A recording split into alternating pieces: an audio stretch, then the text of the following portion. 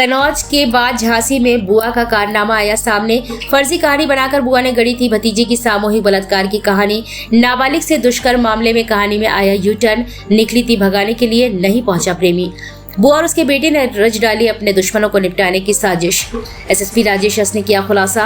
आपको बताते चले कि झांसी में नाबालिग किशोरी के साथ गैंगरेप की वारदात में अब एक और नया मोड़ आ गया है। जहां पहले झांसी के थाना प्रेमनगर में शिकायती पत्र देते हुए पीड़िता की बुआ ने बताया था कि किशोरी बीते मंगलवार को शौच के लिए गई थी, तभी उसे 2-3 लोग कार में जबरन बैठा कर ले गए और चलती कार में उसके साथ दुष्कर्म किया। इसके बाद पुलिस ने उचित धाराओं में मामला पंजीकरण कर जांच शुरू कर दी, लेकिन जांच करने पर कुछ और ही मामला निकल कर सामने आया है। पुलिस ने पाया कि किशोरी सुबह 6 बजे अपने घर से अकेली निकली और उसके बाद बाजार से सिंदूर बिछी आदि खरीद कर दुकान के फोन से अपने प्रेमी को फोन कर झांसी दुर्ग में बुलाया, जहां उसने उसका कई घंटे तक इंतजार किया। लेकिन जब प्रेमी वहां नहीं पहुंचा तो वह अपने घर वापस जाने की बजाय बुआ के घर पहुंच गई और वहां बुआ को सारी बात बताई।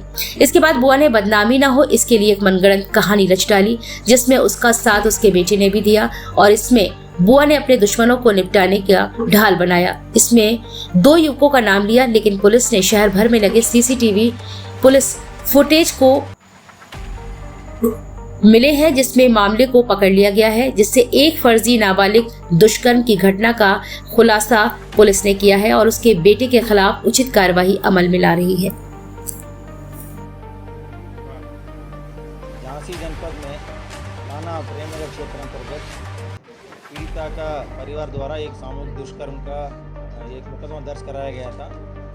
दर्ज करने के पश्चात जो नामजद अभियुक्त है उन दोनों को पुलिस ने पकड़ के पूछताछ शुरू की थी।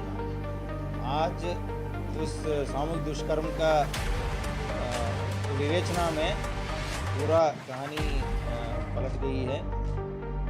इसमें जो पीड़िता द्वारा जब शुरुआत में बताया गया कि घर से निकलते ही एक सफ़ेद गाड़ी में 2 लोग इनको बिठा कर ले गए थे, इस बात को पुष्टि करने के लिए घर के आसपास जो लगा हुआ सीसीटीवी कैमरा को देखा गया था।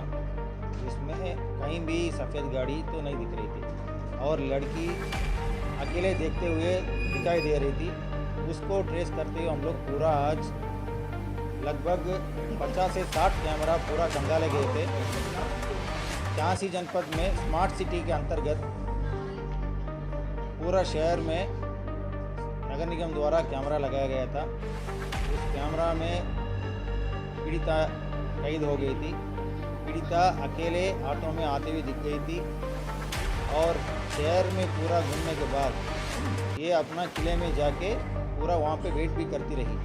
तो इस सीसीटीवी फुटेज को पीड़िता को दिखाने के बाद पीड़िता ने आज एक्सेप्ट कर लिया कि 2 लोगों को जानबूझकर फंसाने के लिए ये पूरा कहानी बनाई गई थी और ये कहानी बनाने में उनका बुआ और उनका बुआ का लड़का ये दोनों शामिल थे। कहानी ये है कि जब पीड़िता एक लड़का से बातचीत कर रही है, उस लड़के के साथ शादी करने के लिए कहीं जाना चाह रही थी, उसको लेके घर से निकली थी। घर से निकलते के पश्चात एक दुकान में जाके अपना पायल और एक बिछिया भी खरीदी थी। खरीदने के बाद किले में जाके उस लड़के को आने के लिए इंतज़ार कर रही थी। जब वो लड़का नहीं आया है, ये वापस अपना घर ना पहुंचकर बुआ का घर पहुंच गई थी। बुआ का घर सुबह 10:30 से 11 बजे के बीच में पहुंच गई। पहुंचने के बाद बुआ और उनका बेटा ने मिलकर पूरा इनको समझा बुझाकर 12 घंटे के पश्चात इस तरह का सामूहिक दुष्कर्म का आरोप लगाते हुए एक मुकदमा दर्ज कराया है, जिसमें 2 निर्दोष लोग अनावश्यक रूप में जेल जाने थे। पुलिस का विवेचना से वो दोनों जेल जाने से बच गए थे। सेक्शन 22 पॉक्सो एक्ट का तहत जो फर्जी सूचना इस तरह देने वालों के खिलाफ कार्रवाई करने का प्राविधान है, उसके तहत पुलिस द्वारा कार्रवाई की जाएगी। दोनों आरोपी हैं सर, उनका क्या हुआ? छोड़ दिए गए या गिरफ्तार कर लिए गए? जैसे अभी मैंने बताया, विवेचना के दौरान ये स्पष्ट रूप से क्लियर हो गया कि वो दोनों अभियुक्त इस घटना में शामिल नहीं थे, वो दोनों निर्दोष हैं। सर बुआ पकड़ ली गई है?